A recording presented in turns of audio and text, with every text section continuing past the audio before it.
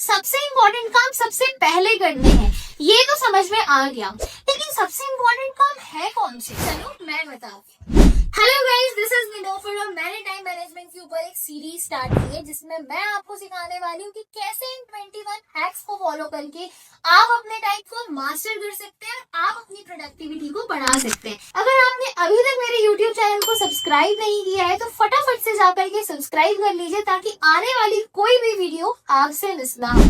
इस सीरीज के 3 videos already हमारे चैनल पर पब्लिश हो चुके हैं जिसमें हमने ऑलरेडी बहुत सारी चीजें डिस्कस कर ली है, लाइक कैसे गोल्स बनाने हैं, कैसे उनके लिए एक्शन प्लान बनाने हैं, कैसे सबसे इंपॉर्टेंट चीजों को सबसे पहले करना है। अगर आपने उन वीडियोस को अभी तक नहीं देखा है तो सबसे पहले जाकर के उन्हें चेकआउट कर लीजिए ताकि इस वीडियो का भी मैक्सिमम बेनिफिट आप ले पाए। सो गाइस, हमने ये तो समझ लिया कि सबसे इंपॉर्टेंट चीजों को सबसे पहले करना है, लेकिन आखिर सबसे इंपॉर्टेंट चीजें है क्या?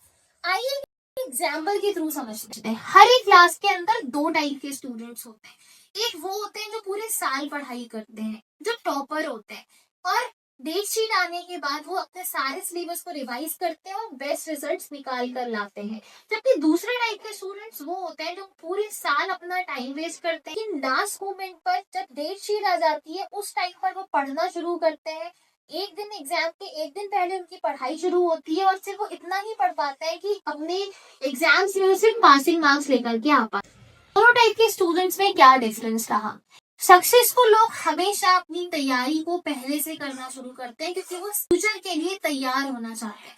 वो अपना टाइम वेस्ट नहीं करते क्योंकि उन्हें ये पता है कि आज अगर वो टाइम वेस्ट करेंगे तो उसके बाद उनको लॉन्ग टर्म में बहुत बुरे कॉन्सिक्वेंसेस देखना पड़ सकते हैं और उनके हो सकता है वो गोल्स अचीव ना कर पाए जो वो करना चाहते हैं। जबकि जो लोग उतना सक्सेसफुल नहीं होते उनमें डिफरेंस ये होता है कि वो सिर्फ प्रेजेंट को देखकर काम करते हैं, उनके कोई बहुत ज्यादा फ्यूचर प्लानिंग्स और फ्यूचर गोल्स नहीं होते। तो हर दिन की शुरुआत में खुद से ये सवाल जरूर पूछिए कि ऐसे कौन से काम है जिनको करने से मुझे लॉन्ग टर्म में बहुत जबरदस्त रिजल्ट्स मिल सकते हैं और ऐसे कौन से काम है जिनको आज अगर मैंने नहीं किया तो लॉन्ग टर्म पे इसका बहुत बुरा खामियाजा मुझे भुगतना पड़ सकता है। सुबह जल्दी उठना, डेली बुक्स पढ़ना और डेली अपनी स्किल्स को इम्प्रूव करना, ये कुछ ऐसे पॉजिटिव एक्शंस हैं जो आपको लॉन्ग टर्म में बहुत ही ज्यादा अच्छा रिजल्ट दे सकते हैं। लेकिन अगर आज आप इन्हें नहीं करते तो देखिए टाइम तो निकल ही जाएगा।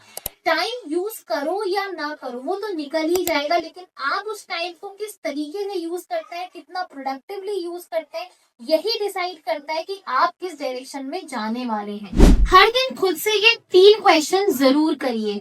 First is what are your most impactful activities. ये वो एक्टिविटीज है जो आपकी ऑर्गेनाइजेशन के लिए और आपके करियर के लिए सबसे ज्यादा इम्पोर्टेंट एक्टिविटीज है। इन एक्टिविटीज को पहचानिए और सबसे पहले इनके ऊपर काम करना शुरू करिए। Second is what can you do alone that will have significant effect. ये वो एक्टिविटीज है जो आपके अलावा कोई और नहीं कर सकता। ये वो एक्टिविटीज है जो अगर आप करेंगे तो ही होंगी, अदरवाइज नहीं होंगी। What is the best use of your time at that moment. खुद से ये क्वेश्चन जरूर करिए कि इस टाइम पर सबसे इम्पोर्टेंट एक्टिविटी आपके लिए कौन सी हो सकती है और उसके ऊपर प्रायोरिटी देनी शुरू कर दीजिए and you will see the best use of your time. कोई काम कितना ज्यादा इम्पोर्टेंट है इसको समझने के लिए उसके लॉन्ग टर्म कॉन्सिक्वेंसेस को समझना सबसे ज्यादा जरूरी है।